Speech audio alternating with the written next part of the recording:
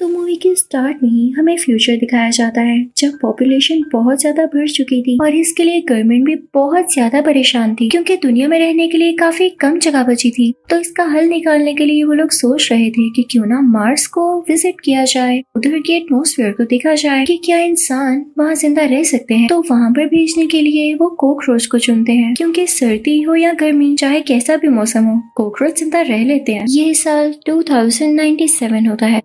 ये साल 2597 का होता है। कॉकरोच को मार्स पे भेजा जा चुका था।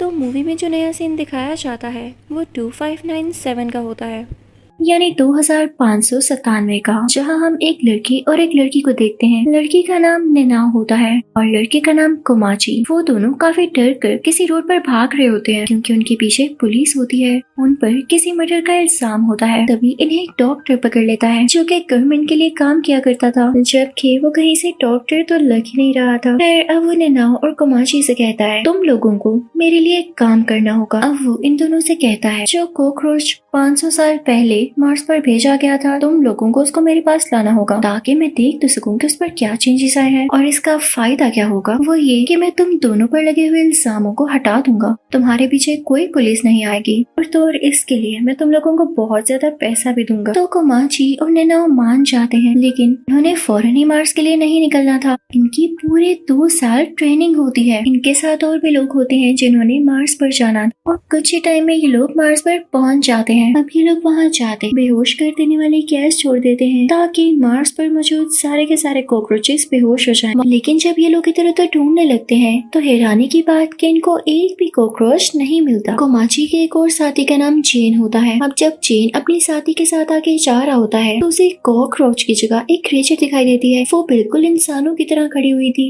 लेकिन ऐसे लग रहा था कि जैसे वो आधी कोई क्रिएचर हो और आधा वो कॉकरोच ही हो। ऐसे लग रहा था जैसे उनके हाथ में कोई लकड़ी या पत्थर है और अगर उन्होंने अपने अलावा यहाँ पर किसी को देख लिया तो उस पर हमला कर देंगे। तो जेन अपनी साथी के मुंह पर हाथ रख लेता है और उसे चुप रहने का कहता है क्योंकि ये क्रिएचर्स मासूम तो नहीं लग रहे थे। अपने नाव और कोमाची भी एक साथ जा रहे होते हैं, उन्हें भी यही क्रिएचर्स दिखाई देते हैं। वो उनको देख के काफी डर जाते हैं और स्टिल खड़े हो जाते हैं। लेकिन तभी वो कॉकरोच के जैसे दिखने वाला क्रिएचर भाग कर आता है और नेनाओ की गर्दन तोड़ देता है। वो इतनी ज्यादा क्विकली आता है कि कोमाची उसको रोक भी नहीं पाता। ऐसा करते ही वो वहाँ से गायब हो जाता है। न जाने इसको नेनाओ से क्या दुश्मनी थी। नेनाओ से तो नहीं, लगता है इसको पूरे इंसानों से ही दुश्मनी थी। हाँ, वो सब नेनाओ को वापस स्पेसशिप में ले आते हैं तो डॉक्टर भी ने कंफर्म कर देता है जिस क्रिएचर ने इस पर अटैक किया वो कोई और नहीं बल्कि वही कॉकरोचेस जो कि 500 साल पहले यहाँ पर भेजे गए थे। और जाहिर है एटमॉस्फेरिक चेंज तो हर एक चीज पर होता है, तो इन पर क्यों ना होता।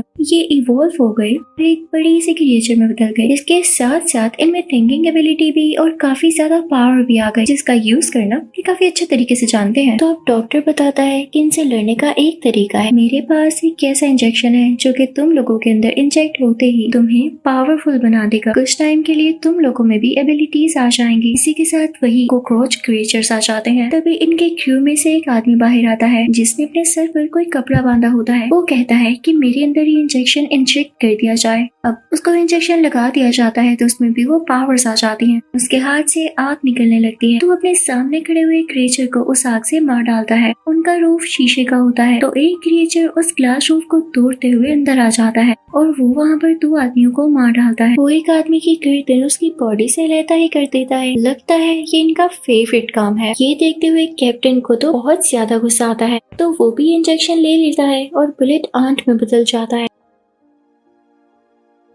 उसमें काफी पावर्स आ जाती है तो वो क्रिएचर का बहुत बुरा हाल करता है, उसकी बॉडी को काट डालता है। अब ये कॉकरोच आर्मी इनके स्पेसशिप की तरफ बढ़ने लगती है। अगर तो वो स्पेसशिप के अंदर आ जाती तो वो सब लोगों को भी मार देते और स्पेसशिप को भी डिस्ट्रॉय कर देते। तो ये सब लोग प्लान करते हैं कि अपने स्पेसशिप को लेते हुए यहाँ से निकल जाएं, लेकिन इससे पहले ही स्पेसशिप में एरर आ जाता है और ये लोग ऐसा नहीं कर पाते। तभी ये सोचते हैं कि हम पुरानी स्पेसशिप से जा सकते हैं, तो क्यों ना उसमें जाया जाए। अब ये सब लोग स्पेसशिप की तरफ चल पड़ते हैं, लेकिन कोमाची को बिल्कुल अच्छा नहीं लग रहा होता क्योंकि नेनाओ मारी जा चुकी थी। ये सब लोग उसको यहीं पर छोड़कर जा रहे थे। तो कोमाची नेनाओ के पास जाता है। वो उससे कहता है कि मैं वापस जरूर आऊंगा और तुम्हें लेकर जाऊंगा। यहाँ पर हम देखते हैं कि नेनाओ की बॉडी में कुछ चेंजेस आ रहे होते हैं। अब ये सारे लोग वहाँ से निकल जाते हैं, लेकिन तभी देखते हैं कि इनके सामने क्रिएचर्स का पूरा ग्रुप खड़ा है जिनको हराना बहुत मुश्किल है। तो इनमें से एक और आदमी खुद को इंजेक्शन लगवाता है। वो भी एक खौफनाक क्रिएचर में बदल जाता है जो कि किसी मॉन्स्टर के जैसे थी और उसकी एबिलिटी ये थी कि वो अपने मुंह से आग निकाल सकता था। वो उन पर आग फेंकने लगता है जिससे वो इस वेव से तो छुटकारा पा लेते हैं। अब वो आगे बढ़ने लगते हैं, लेकिन ज्यादा दूर नहीं गए थे कि तभी सामने से उनकी और आर्मी आ रही होती है। तो अब दो लड़कियां खुद को इंजेक्शन इंजेक्ट करती हैं और क्रिएचर में बदल जाती हैं। ये सब उन क्रिएचर से लड़ने की बहुत कोशिश करते हैं, लेकिन इस बार बार नाकाम हो रहे थे क्योंकि वो क्रिएचर बहुत ज्यादा स्ट्रॉन्ग थे। अब इनकी गाड़ी भी आउट ऑफ बैलेंस हो जाती है और पलट जाती है। उसमें से आग निकलने लगती है।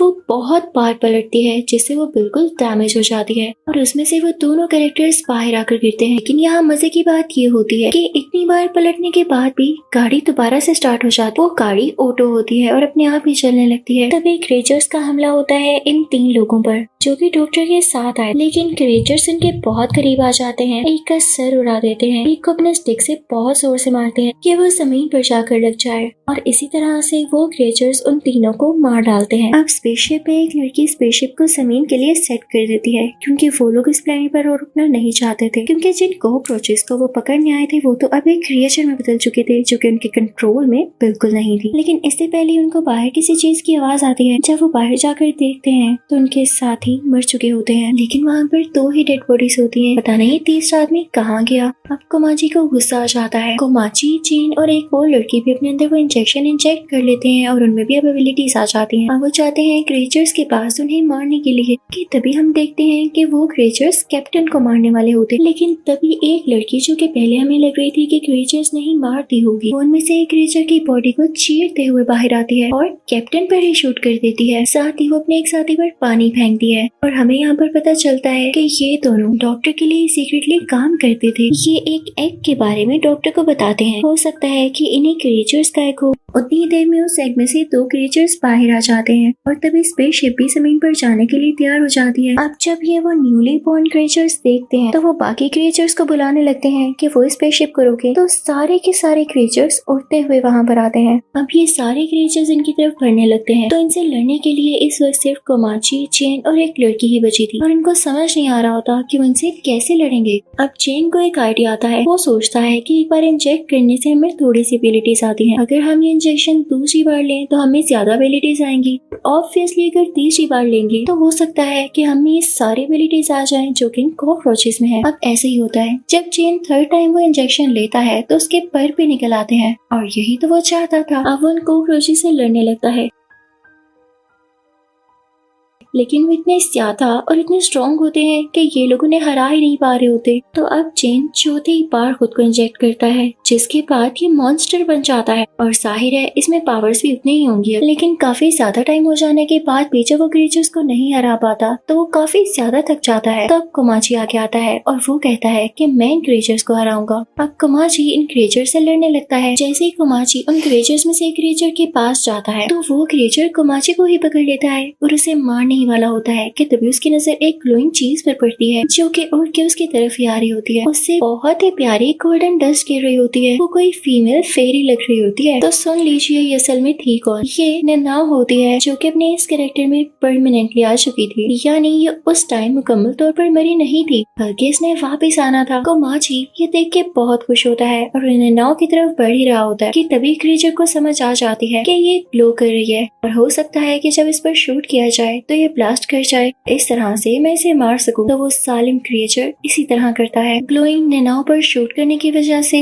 वहाँ पर ब्लास्ट हो जाता है और नेनाओ फिर से गायब हो जाती है। लेकिन कोमाची भी वहीं पर होता है और उसकी जान को भी खतरा था कि कहीं वो चल न जाए। तो चेन उसे उठाकर वहाँ से ले जाता है और कोमाची नेनाओ को आवाजें देता रहता है क्योंकि वो नेनाओ को पसंद किया करता था और अब उसका एंड होता हुआ देखकर वो बहुत ज्यादा दुखी था। कोमाची बेहोश हो जाता है और अगले ही पल जब उसे होश आती है तो देखता लगता है कि जेन उसके सामने है, लेकिन अब वो एक पूरा का पूरा क्रिएचर बन चुका था। कोमाची उसे कहता है आओ जेन चले यहाँ से, लेकिन जेन कहता है नहीं कोमाची, मैं मार्स का ही एक क्रिएचर बन चुका, मेरा जमीन पर जाना ठीक नहीं है मेरे दोस्त, मुझे यहीं रहना होगा। मैं नहीं चाहता कि मेरी वजह से किसी को कोई भी मसला हो, तुम जाओ, मैं तुम्हें हमेशा याद रखूंगा। कोमाची ऐसा करना चाहता तो नहीं था, लेकिन उसे करना पड़ता है। वो बहुत दुखी था कि उसकी दोस्त नैनाओ भी नहीं रही और अब जेन भी यहीं रह गया। अब कोमाची स्पेसशिप की तरफ चला जाता है। अब उनका अगला टारगेट जमीन ही होती है। फिर हम डॉक्टर को देखते हैं जो कि ये सारी स्टोरी दुनिया को बता रहा होता है और लाइव टेलीकास्ट दे रहा होता है। अब जब गवर्नमेंट को ये पता चलता है कि उनका इतना वक्त और पैसा जाया हुआ और डॉक्टर वहाँ से कुछ भी न ला पाया, वो अपने मिशन में फेल हो गया, तो वो हुक्म देती है कि इसको मार दिया जाए। इसने वहाँ जाकर लोगों की जानों से खेला है और हमें ट्रिक करने की कोशिश की है। अब हम देखते हैं कि जो डॉक्टर की असिस्टेंट होती है उसे भी उस पर काफी गुस्सा होता है, क्योंकि वाकई डॉक्टर बात का पक्का नहीं होता, तो उस पर शूट करने लगती है। लेकिन डॉक्टर बहुत चालाक था, वो जानता था कि एट द एंड उसके साथ क्या होगा, तो वो उस बुलेट को कंट्रोल कर लेता है। वो काफी स्लो हो जाती है। तभी उसी गन पर हम एक स्पाइडर देखते हैं जिसके अंदर से एक गैस बाहर आती है। जैसे ही वो गैस वो लड़की सूंघती है तो उसकी तबीयत खराब होने लगती है और वो वहीं मारी जाती है। इसी के साथ इस मूवी का एंड होता है। आई होप आपको ये अच्छी लगी होगी। Thank you for